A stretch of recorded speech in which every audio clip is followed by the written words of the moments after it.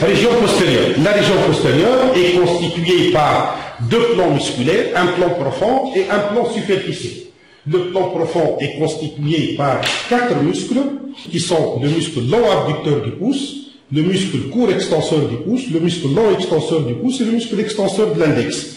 Le muscle long abducteur du pouce s'insère sur la face postérieure de l'ulna, sur la face postérieure du radius et sur la membrane interosseuse, juste au-dessous du muscle supinateur. Le corps musculaire descend obliquement en bas et en dehors et se continue par un tendon qui passe en arrière des tendons des muscles radiaux. Il se termine sur la base du premier métacarpien. Le muscle court extenseur du pouce s'insère essentiellement sur le radius, il s'insère sur la membrane interosseuse et inconstamment par un petit faisceau sur la face postérieure de l'ulna. Le corps musculaire longe le muscle long abducteur du pouce et se continue par un tendon qui croise la face postérieure des muscles radiaux et gagne la face postérieure du pouce et se termine sur la base de la phalange proximale. Le muscle long extenseur du pouce s'insère sur la face postérieure de l'ulna, au-dessous du muscle long abducteur du pouce. Le corps musculaire descend obliquement en bas et en dehors, et il se continue par un tendon qui croise la face postérieure des muscles radiaux, et il se continue ensuite par un tendon. Ce tendon s'écarte en quelque sorte du tendon du court extenseur du pouce. Il gagne la face médiale du pouce, puis la face dorsale du pouce, et se termine sur la base de la phalange distale. De telle sorte que ce tendon délimite avec le tendon du court extenseur du pouce un losange appelé tabatière anatomique. La tabatière anatomique est limitée en dehors par le tendon du court extenseur du pouce, en dedans par le tendon du long extenseur du pouce. Donc on trouve ici en quelque sorte un losange. Au fond de ce losange passe l'artère radiale et les tendons du court et du long extenseur radio du carpe. Le muscle extenseur de l'index s'insère sur la face postérieure de l'ulna. Il se continue par un tendon, graine, qui passe en arrière des tendons des radiaux et se termine sur le tendon de l'extenseur de l'index. L'artère radiale donne l'artère carpienne dorsale médiale qui s'anastomose avec le rameau homologue provenant de l'artère ulnaire pour donner l'arcade dorsale du carpe.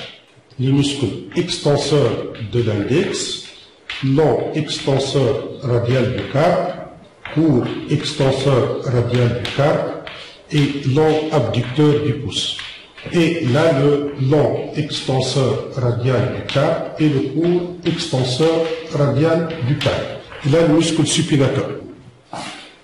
L'artère interosseuse dorsale qui descend verticalement sur la face postérieure de ce plan musculaire. Cette artère donne ici l'artère interosseuse récurrente qui s'anastomose avec l'artère collatérale moyenne. L'artère interosseuse dorsale, donc qui va assurer la vascularisation de toute la région postérieure de la membrane.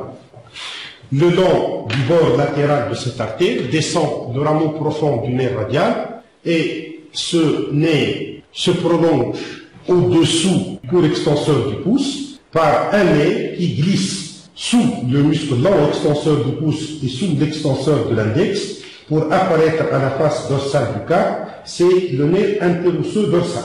Le nerf interosseux dorsal assure l'innervation sensitive du carpe. Le rameau profond du nerf radial va donner un rameau commun ici pour les muscles superficiels qu'on va représenter sur le schéma suivant. Puis il va donner un rameau pour chacun de ces muscles, c'est-à-dire le long abducteur du pouce, le court extenseur du pouce, le long extenseur du pouce et l'extenseur de l'index, avant de se continuer par le nerf interosseux dorsal. Le plan superficiel est représenté par quatre muscles. Le muscle extenseur comme un des doigts qui s'insère sur l'épicondyle latéral de l'humérus, et le corps musculaire descend verticalement et se continue par quatre tendons destinés aux quatre derniers doigts. Ces tendons sont séparés ici, mais à la partie dorsale du poignet, les tendons s'unissent par l'intermédiaire de connexions tendineuses, et ces connexions tendineuses rendent les doigts solidaires, c'est-à-dire on ne peut pas faire l'extension d'un seul doigt à cause de ces connexions intertendineuses. L'extension d'un doigt s'accompagne automatiquement de l'extension des doigts adjacents. En dedans de ce muscle descend le muscle extenseur du petit doigt. C'est un petit muscle annexe et qui se termine sur le tendon de l'extenseur commun destiné au cinquième doigt. Le muscle extenseur ulnaire du carpe s'insère par deux faisceaux, un faisceau huméral qui s'insère sur l'épicondyle latéral de l'humérus et un faisceau ulnaire qui s'insère sur le versant latéral du bord postérieur de l'ulna, et il s'insère sur les deux pieds supérieurs de ce bord et se termine par un tendon sur le cinquième métacarpien. Le muscle onconé s'insère sur l'épicondyle latéral de l'humérus et il se porte en bas et en dehors et se termine sur la face postérieure de l'ulna et sur le bord latéral de l'oléca. Il permet l'extension de l'avant-bras. Donc c'est un muscle auxiliaire du muscle triceps brachial.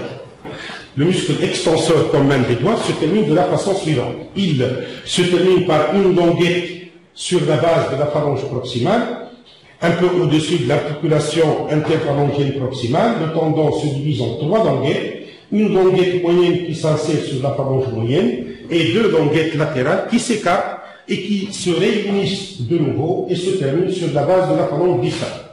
Ce tendon reçoit sur ses côtés latéraux les muscles interosseux et les muscles lombriques. Le médius reçoit le deuxième interosseux dorsal et le troisième interosseux dorsal. Donc le muscle interosseux se termine par un faisceau sur la base de la phalange proximale, puis il envoie des faisceaux horizontaux qui forment une arcade postérieure qu'on appelle la ponévrose dorsale du doigt. Et à ce tendon est annexé le muscle lombrical correspondant. Oui, les fibres latérales se terminent sur le bord latéral du tendon correspondant. Sur une coupe transversale passant par le tiers moyen de l'avant-bras, on retrouve la région antérieure de l'avant-bras et la région postérieure de l'avant-bras. La région antérieure de l'avant-bras est divisée en deux loges, une loge antérieure et une loge latérale. Et dans la loge antérieure, on trouve les trois plans musculaires. Le plan profond est constitué par le muscle fléchisseur profond des doigts, le muscle long fléchisseur du pouce et le muscle carré pronateur qui est au-dessous de la queue. Le plan intermédiaire est constitué par le muscle fléchisseur superficiel des doigts. Le plan superficiel est constitué par le muscle fléchisseur ulnaire du carpe, le muscle long palmaire, le muscle fléchisseur radial du carpe et le muscle rond pronateur. Les structures nerveuses, le nerf médian chemine au milieu sur la ligne médiane. À côté du nerf, on trouve ici l'artère ulnaire accompagnée de ses veines. En dedans, le nerf ulnaire. Entre le muscle fléchisseur profond et le long fléchisseur du pouce chemine l'artère interosseuse palmaire et le nerf interosseux antérieur. Dans la loge latérale, on trouve le court extenseur radial du carpe, le long extenseur radial du carpe, le muscle brachioradial, le rameau superficiel du nerf radial et l'artère radiale. La région postérieure comprend deux plans et dont au niveau de cette coupe, on trouve ici le muscle long abducteur du pouce et le long extenseur du pouce. Et au niveau du plan superficiel, l'extenseur ulnaire du carpe, l'extenseur du petit doigt et l'extenseur commun des doigts. Dans le plan superficiel, la veine céphalique est en dehors, la veine basilique est en avant et en dedans. Les nerfs en dehors, ce sont le rameau antérieur et le rameau postérieur du nerf cutané latéral de l'avant-bras qui est le prolongement du nerf musculo-cutané. En dedans, le rameau antérieur et le rameau postérieur du nerf cutané médial de l'avant-bras. Et à la face postérieure, le nerf cutané postérieur de l'avant-bras qui est issu du nerf radial.